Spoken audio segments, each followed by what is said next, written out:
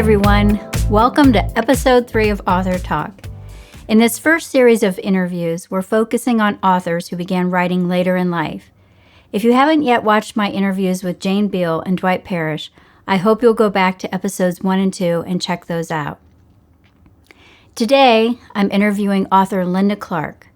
Like the other authors in this series, Linda began her writing career later in life. Linda's first book, STALKIng, was published in 2006. Her latest book, She's Gone, A Town in Terror, was published earlier this year. Linda's writing journey has been one of dedication to her craft and dogged perseverance. I know you'll gain a lot of wisdom and insight from hearing her story. So let's welcome Linda. So welcome, Linda. How are you? I'm great. Thanks for inviting me to join you. This is wonderful. Thanks so much for joining me and being willing to do this. So to start out, tell us a little about yourself, your family, your career, where you grew up, that kind of thing. Started off as a country bumpkin on a farm, moved to Jackson Township, Ohio, about 8 years old.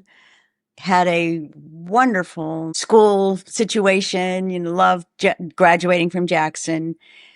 Got married without getting a college degree. Spent a lot of time with 2 children, and I was a dental assistant, orthodontic assistant for years. I liked that a lot too. But I ended up being a secretary for plain local schools in the high school. Absolutely loved it. Everything about it. I loved being part of the regular team as a secretary, but then I enjoyed doing musicals and dramas and choreography for them. So that was all fun. And I spent 37 years there before retiring. I did keep my jobs in the drama and in the choir background stuff and musicals. So I've had a great career. I've loved every minute of it. That sounds amazing. Yeah. I met some of your coworkers at a book event, and they were just absolutely wonderful. Plain Local has spectacular people who love to just contribute to every child's life. And I was personally so grateful for the opportunity to be there with them. Yeah. Well, it sounds like you did have an amazing career there. I did. I loved it. Yeah. So this series, the focus is on authors who began writing later in life. So I wondered if you could tell us how old you were when you first started writing STALKIng. Well, STALKIng was like at 45, I started really dabbling with it a little bit. But it took 10 years before I was able to, before I had it to a finished product that I published. So that was in 2006. Well, we talked in the intro about your dedication to your craft. So I know you were spending those 10 years perfecting it, making sure it was as good as it could possibly be. Yeah, at that point in my life, at least, making it as good as I knew I could get it. And there were a lot of other things going on in my life, True. Grandkids, woo, and just life in general and all of that. So I didn't mind that it was taking its time. But once I got to a certain point, it was get this baby done. Right. It's when it's time. Yeah, you do. So this question is a little off the cuff, but what was the inspiration behind that story? It's a suspense novel. It is a suspense novel.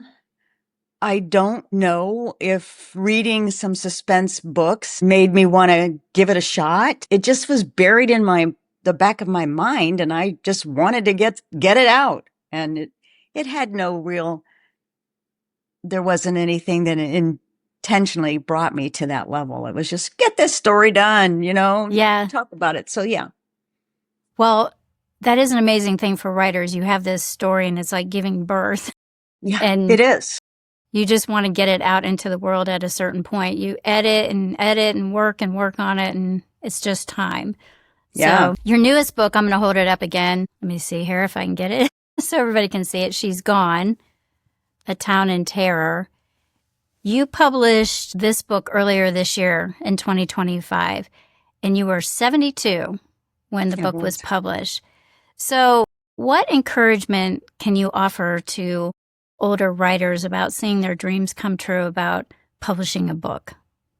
I think that we have to remember that even famous authors like Laura Ingalls Wilder, she didn't start until she was 60, and she only did it, 60. Wow. 60. She didn't even start writing these things down. And the only That's reason amazing. she did was because her daughter said, "Tell me more about your childhood life." So she started doing that. It just developed for her at that stage. And she wrote from the heart about everything that went on. And look where she is today. That's a great example. It is a great That's example. a great example. It's so fun to realize that you're not dead because you're 60. Exactly.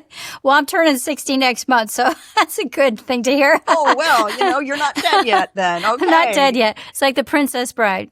You're mostly dead. You're not totally dead. Yeah.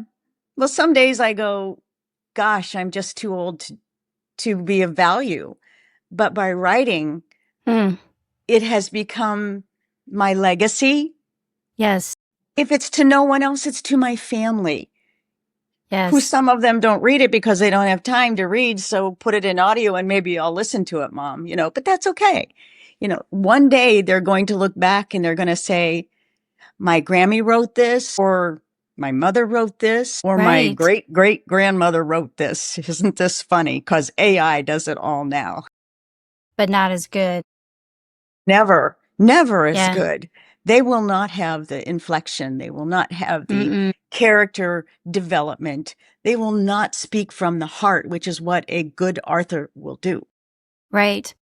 Well, in Dwight's interview, we talked about, his poetry will be different from other people's poetry because his soul is different. It comes from a different soul. AI doesn't have a soul. You're right. And that's so obvious in writing. Absolutely true. There has to be a soul to it. So speaking of legacy, are any of your children or grandchildren interested in writing? My own children and grandchildren don't show any signs of it yet, but then you wouldn't know that I did either back when they were young. So, maybe some of them will do it. I do have a niece who's written many books, but she's not mine and didn't live with me, so she didn't get it from me. My grandmother graduated from college after getting in with just an 8th grade education. How did that work? But she graduated from college when she was 65, and her basic enjoyment was writing. Yeah, you just got that expression in your face that should make everybody go, wow. Because she was 65 years old with an 8th grade education. What an inspiration. Yes. I mean, and that she was right. She was a writer. She was a writer too. Sorry, I have some kind of fruit fly or something. Sorry, everybody. I'm not doing this to Linda. We have a stray one before the frost hits. But I mean, speaking of legacy, what a legacy she left you by that example. Absolutely true. You're never too. She didn't use hers because shortly after she graduated college, she had a stroke, massive stroke. Lived with us for 7 years, an invalid. Imagine being that articulate, that capable, and then not even be able to tell you what she needed. Right. But yes, sad. She left a legacy of determination. Right. And you've shown that determination now with publishing 2 books and that legacy that you'll leave to your children of what you did later in life. So I love that. Yeah, that's just amazing. I do too. Hopefully they'll like the books. Well, I know many, many people like the books. I've seen your reviews and people coming up to you and telling you, we've been in situations together where they've come up and told you how fascinated they were by the book. How does that feel? I'm exhilarated by it. I'm inspired by it. I'm emotionally overwhelmed by it sometimes.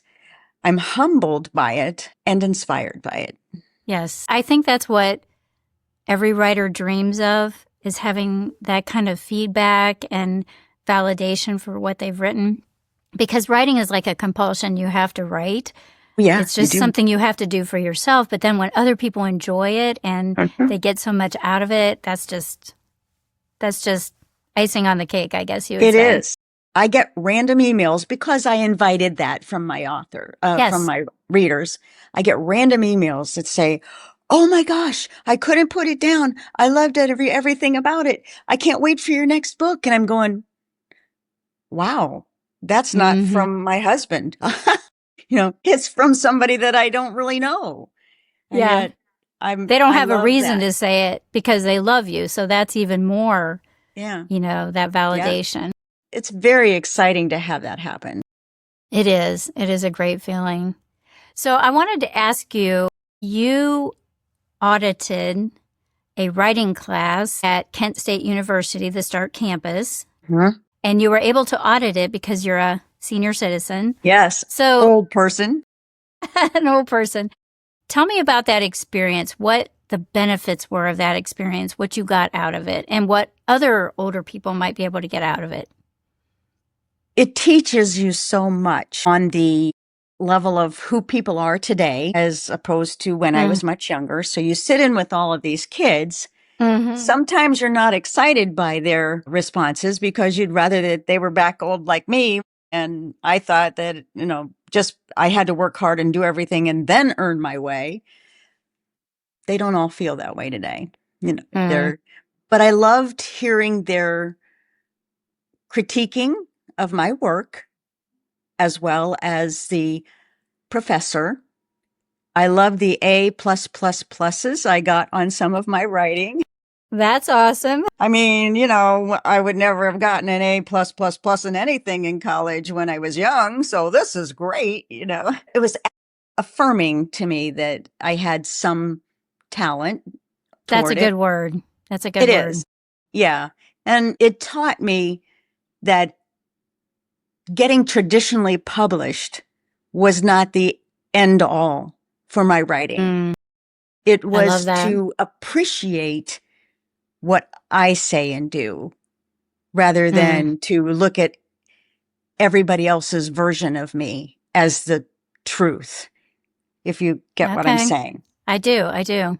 Yeah. So I love that part of it.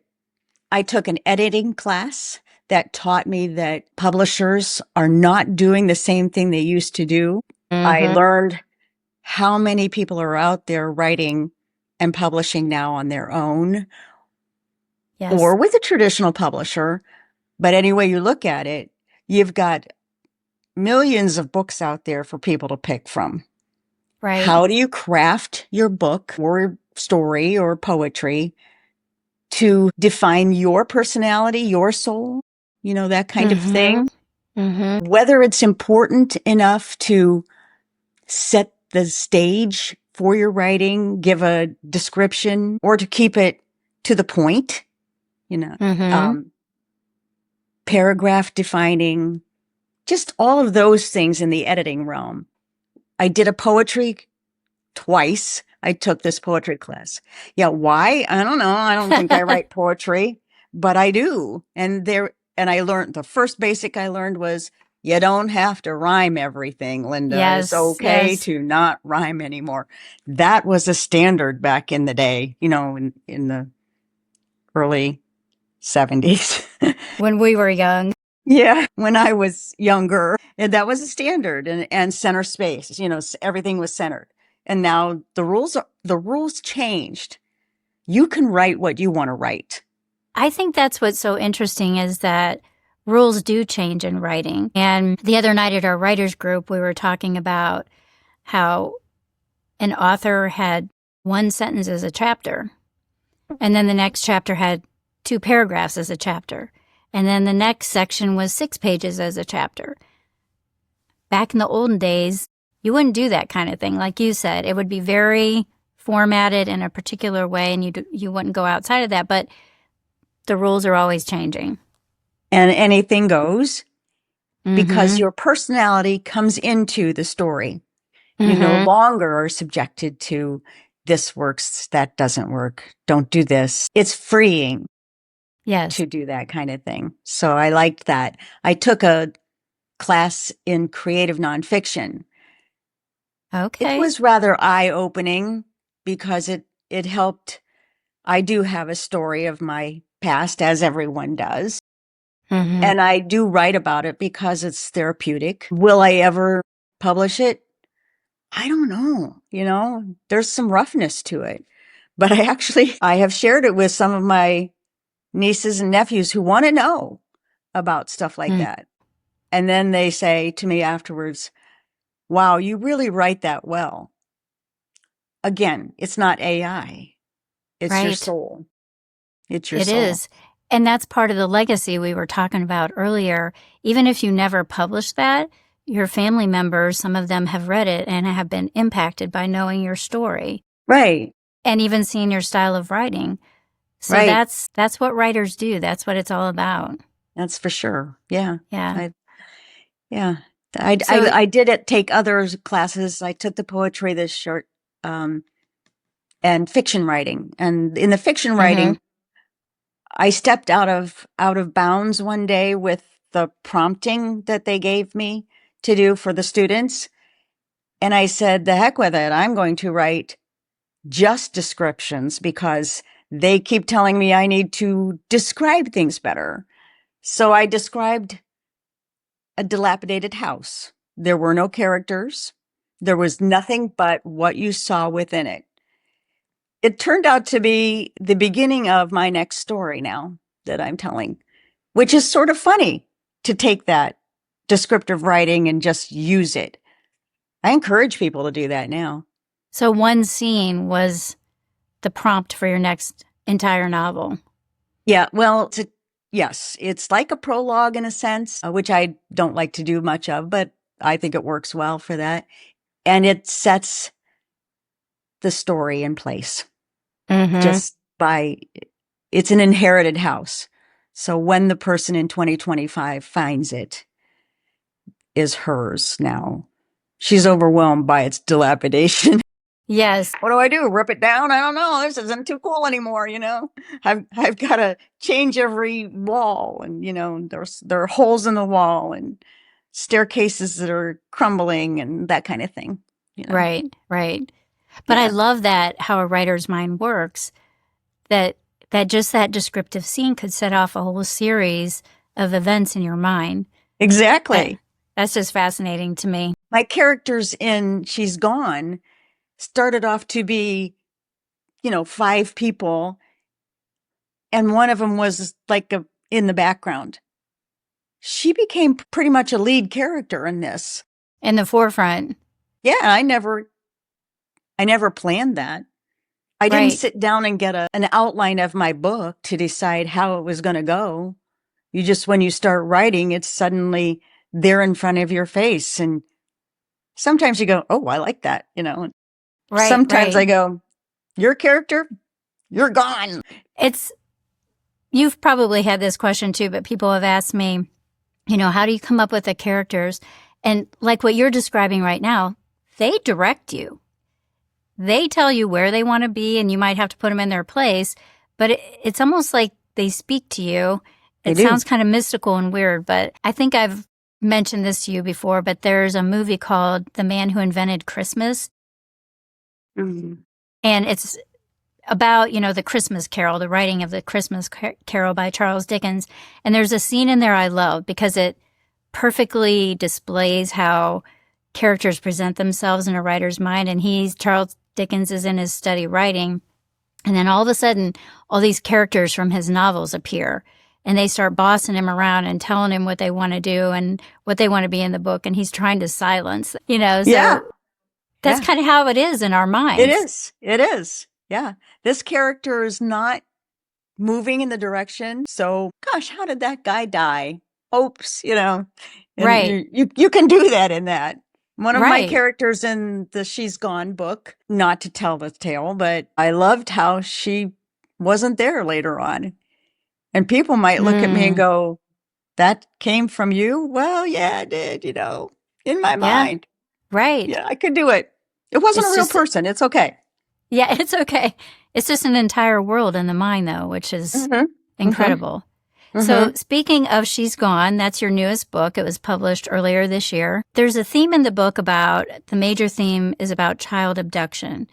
There's a character who is abducted, who is a child. And That can be a difficult topic for a lot of people. I know some people have said, I don't want to read about that, that type of thing. But why was it so important for you to write about that? Get emotional here, so I'm going to try not to. It's okay to be emotional. Kids are being abducted, stolen, used in such tragic ways, never found again, yet still alive and facing a lot of tormenting issues.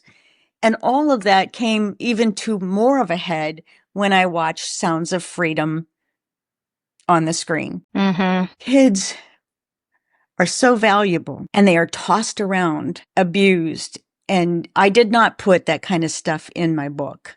My book is very benign when it comes to that. It just tells about the abduction and that things happen, but it doesn't go into the detail of how tragic their lives become when they're not watched closely enough, or they let them out of sight for a minute. My grandkids would probably roll their eyes at me if I ever said, oh, you better be careful about this or that. Oh, wait, they already do roll their eyes at me, so never mind. Yeah. But the truth is that once you become aware of how many children are abducted, and there are many all the time, and they're not just 16 and olders, they are younger. But Right. once you become aware of this, then you might more closely guard what goes on in your child's life. You might think, maybe I don't want them to have internet access alone.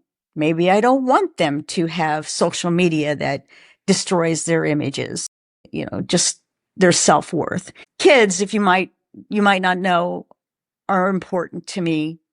And that's why my schoolwork was always so important. Right. To be that person as a protector.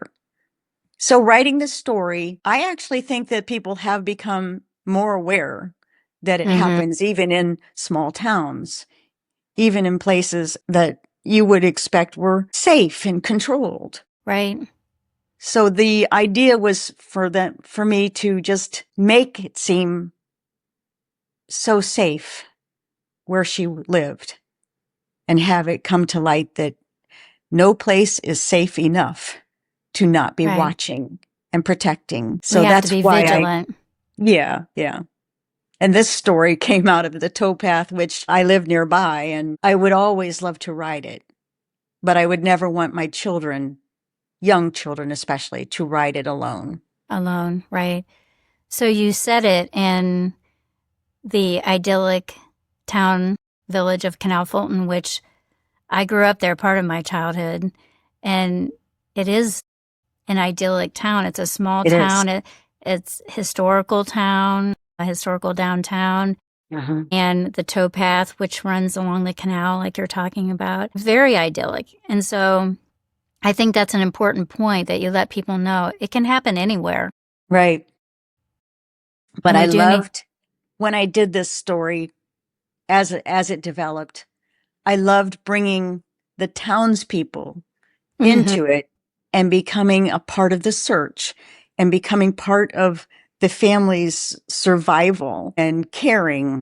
I love developing the family whose loss was so significant and trying to find her and how their struggles, their struggles to live through the horrific ordeal. What did they come together? How did they survive? I really liked that in the book, the evolution of the family. And I don't want to give everything away, but there was a decided starting point, and through the pain and the trial of what they went through with their child being abducted to where they ended up. So that was a very special part of the book to me. Thank you. I think the choices that families all have to make in their walk in life, every family, they have to choose sometimes to give grace, to allow forgiveness, to look for the good in a relationship, to fight for a relationship. Absolutely. And it happens in every family. It does. Every family. Every So family. that setting with the family and like I said, that evolution was very well done. Very well Well, done. It was thanks. very, very realistic and emotional and excellently written. Yeah, my daughter said she never cried so much about some of it. And I said, "Oh, I don't want to make you cry." But she also said, I kind of went to bed going, I don't want to read this right now, or I won't go to sleep and I won't put the book down, so I'm Mm-hmm. going to take my time with it. Where others said, I didn't put the book down until it was finished. Right. Stayed up all night. I heard when we were at an event together, I heard a lady say that I think she stayed up till like 3 o'clock or something like that, 3 a.m. in the morning. Oh, yeah. So Yeah. that's good. I had one who bought it. I don't know her. She's not my best friend in the world, right? And she sent me an email that said, I have 4 children. I still when I bought your book, I got it read in 3 days. That's with 4 children and doing all the stuff I had to do. It Wow. was just that important to me to finish it. That's what I like about it. You know, does it keep your interest? Does Right. it make you want to finish? And Right. do you like the ending? Yes. And a lot of times, did you guess the ending? Because Right. you threw a twist in there. I did. So, I threw a couple in there and they talk about those twists and yeah. leaving you in a tense moment and not certain where this is going, but hoping it's going to go right, Mm-hmm. but thinking Well, you this had is, my heart pounding, so mission accomplished. oh, thank You did, you. you did great. Thank So, you. do you have another project in the works right now?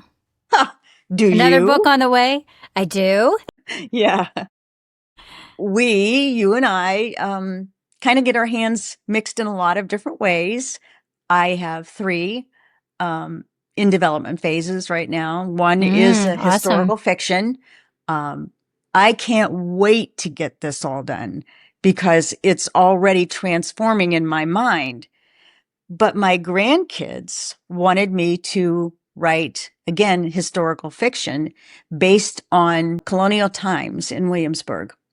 And that's because those are the stories I told them after we had been to colonial Williamsburg, but I took a very bad fall. Uh, My face was completely covered with black eyes, big forehead bump, scrape no. across here. Yeah, it was scary to them. They were young and ambulance ride and blah, blah, blah. Wow.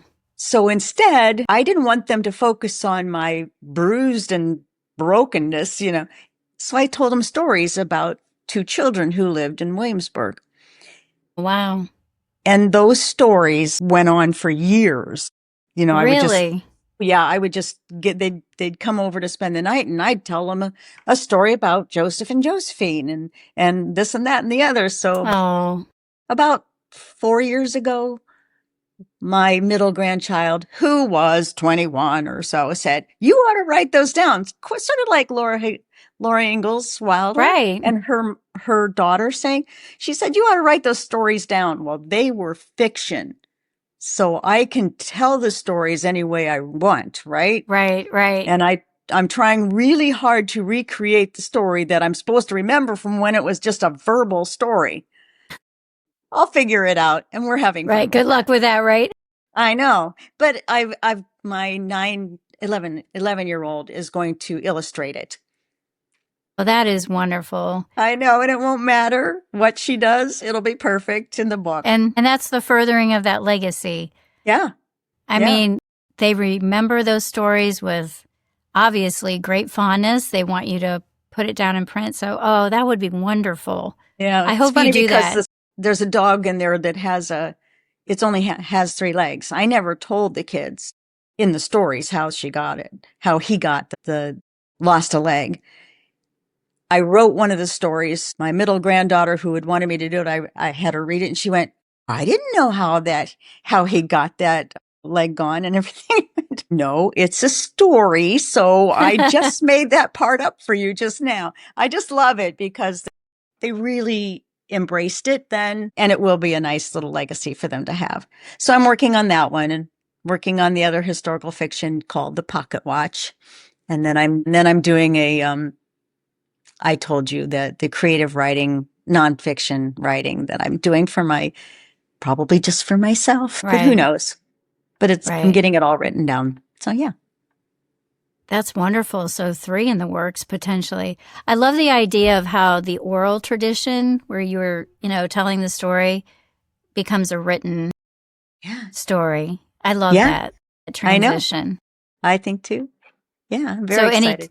any time frame for any of these, or you're just in I those am beginning stages? pushing myself to get at least the children's series done by probably spring of next year of this Okay. coming. I was going to say in time for Christmas so I can get it for my grandkids. I don't think it'll make it to that. Maybe It would next have to. Christmas. There's a lot of coordinating going on between my 11-year-old and I'm going out there to visit her over the Thanksgiving time. I'd never get it done in time for that. Never. Yeah, But that's okay. My life is not done yet just because I'm older. And I'll exactly. just keep working on it till I can get it done. And that's Yeah. the message we want to get across with this series. And with the other authors I've interviewed, we've talked about the fact that our age actually is such a huge benefit with writing because there's so much experience in our lives, so much wisdom, so much texture that we can add to our writing. And not that young people can't ever do that, but I do think that is a benefit of being an older author. I don't know that people respect our wisdom, our experience. I think it's hard for them to feel that we're relevant sometimes. In fact, that was part of the discussion, believe it or not, in the senior guest role. Our relevancy has tapered off to perhaps they're just old and can't think anymore, and Well, but you participating in that class, you publishing books, that shows people that there is relevance, that there are words that still need to be spoken by older people. I think they learned some things from this old bird, and that's okay. I'm sure they did. They And did. yeah, speaking out is not easy for someone like me, but writing about things is very therapeutic and enjoyable. Yeah, it Love gives it. you a voice. It does. You're right. It gives me a voice that I don't speak well other times. Exactly. Yeah. That's the beauty of writing. Mm-hmm. So tell everybody where they can find your books. Well, the only real place you can get it is on Amazon.com right now. I hear there are other places I could get it in, but I haven't done that yet. Do you have a website or anything like that? I have a website. It's lindajclark.com. Okay. However, that being said, you can't buy it on the website because I don't know how to do that yet.